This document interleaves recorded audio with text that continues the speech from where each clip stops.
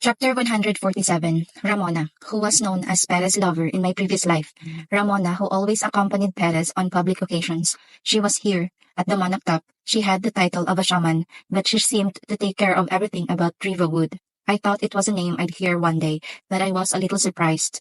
No, I knew she'd graduate from the academy with Perez, but I didn't know she was working at the Monarch Top. No wonder my head was numb. Lady Florentia, Violet called me anxiously. What's wrong with you? No, it's nothing. I smiled awkwardly and said, I'm just a little curious. Violet thinks so highly of her. To be honest, she's the kind of person I'd like to bring to Pallet. I can trust her with that much enthusiasm. Violet said, nodding her head. It made my heart a little bit weirder. She also won the heart of Violet, known as a strict person. Violet began to compliment Romana with her eyes glistening, thinking I was interested in her. So I couldn't attend that day, but I was convinced that the agent would easily win the auction. The very day before, the Monatap participated in an auction in the remote Dimac estate. Ramona arrived at the auction house early in the morning. She has probably been running her house since dawn. She's a very hard worker, as Violet said. Miss Ramona is still on Ivan's estate, so maybe you'll run into her. Still, she's still in Ivan's estate. At the Monatap, they have stored the collected Trivo wood in a warehouse outside Ivan. And they still have time to go to Anjana's. So it's right that she's still in Ivan. I smiled at Violet. As Violet said, I hope we'll run into each other. Asterisk, asterisk, asterisk. And it makes sense. The back view of Perez, who left the mansion alone without anybody accompanying him, dressed in plain clothes and robes that would not catch the eyes. Perez even pressed his hood deep as he left the mansion, and he turned around the road and mixed into the market, making sure no one followed him naturally, like a habit. It was a shabby market alley, where the nobles didn't walk there. Walking among the crowd with his head down, Perez climbed up to a small two-story building. At the end of the stairs, there was also a door with a nameplate that was not very noticeable. Monarch Top. Perez, who entered the door familiarly, only then took off his hood. Your Highness, there was a person who approached Perez quickly. Long time no see, Ramona. Ramona, a beauty with reddish scarlet hair and bright blue eyes, smiled brightly at Perez. Her particularly white face quickly turned red. Ramona, who saw herself in the mirror by looking sideways, wanted to cry a little. She resents herself for not being able to hide her feelings at all, and she didn't like her eyes, which turned dark because she couldn't sleep at all at the news of the second prince coming, nor the curly hair that was even more chaotic today. It's something she doesn't usually care about. Whenever she stood in front of him, she kept seeing things like that. Ramona swallowed a small sigh and spoke in a brighter voice. I've prepared some refreshments, Your Highness. You like sweets, right? But Perez shook his head. I have to be there in a minute. It's okay. Let's get a report first. Oh, Ramona nodded as she looked sullen at the chocolate cake she had bought for Perez. Then he took out a thin package of documents prepared in advance from the drawer and handed them to Perez. Then I'll look at the report and tell you. The report was not very long. In the meantime, she has consistently reported in writing, and it was Ramona's way of picking up and delivering important things without any phrases. Even after her report, Perez remained silent for a while. He leaned against the window and read Ramona's report carefully, and Perez said with the sound of the fluttering final chapter, Good work, Ramona. Thank you. Ramona's face was flushed again. There's been a lot of hard work, but this word seemed to compensate for everything. Perez thanked Ramona in an unhyped, plain way. The stable supply and demand of wood helped us effectively extract the budget of Angenas. I'm glad I could be of help, Your Highness. I'm glad there's someone I can trust like you. Now Ramona's ears were as red as the color of her hair, but Perez asked, looking out the window, not Ramona, what kind of man is Lord Ivan?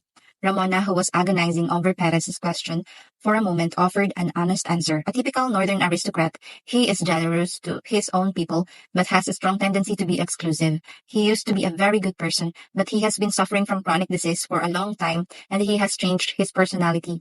His personality has changed. I wonder so. What's the matter with Lord Ivan? He will not accept any relief money. What? Ramona was embarrassed and asked again. Exactly. He's not taking the royal money. He has accepted what Lombardy and Luman prepared. But I don't understand. It's time for him. But I don't understand. It's time for the North to accept all the help. So why? Isn't the damage less than we expected?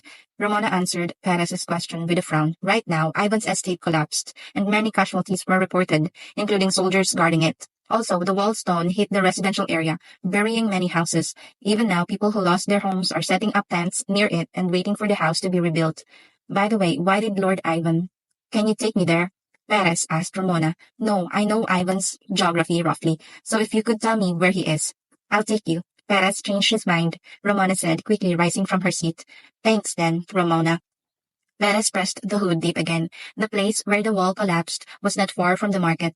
Perez stood in front of it and paused. A black wall made of large, hard rock, which Ivan was proud of, was lying on the floor in ruins. Crack. Perez's feet caught on something a little different from the ruins of the wall. It was a plain porcelain plate. Perez looked up at the huge pile of dirt that had been pushed in, breaking through the walls. Down there is. Yes, it was originally a place where commoner households were concentrated. Nature was ferocious. If there was a green tree, the part of the collapsed mountain that hit the walls of Ivan was huge enough to be believed to be a garden on its original place, enough to hide the traces of all the peaceful things down there. But why is it so quiet? It was a strange thing. We need to dig up the soil and pick up the stones. There were few people around. At best, 3 or 4 soldiers were shoveling soil in a small cart. There's another place where the walls have fallen apart, but it's a place close to a forest with a lot of monsters. The restoration staff is all concentrated there. I see. Perez stood stunned in front of the horrific sight. Ramona tried to tilt her head slightly to see Perez's face. He doesn't talk much and he doesn't change his facial expression. Sometimes she couldn't look into Perez's mind unless she took the time to look at his face.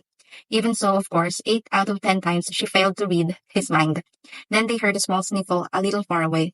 Ho ho. Naturally, the eyes of the two turned into that direction. It was a little boy crouching underneath a perfectly fine building. They wonder if he's only 7 years old.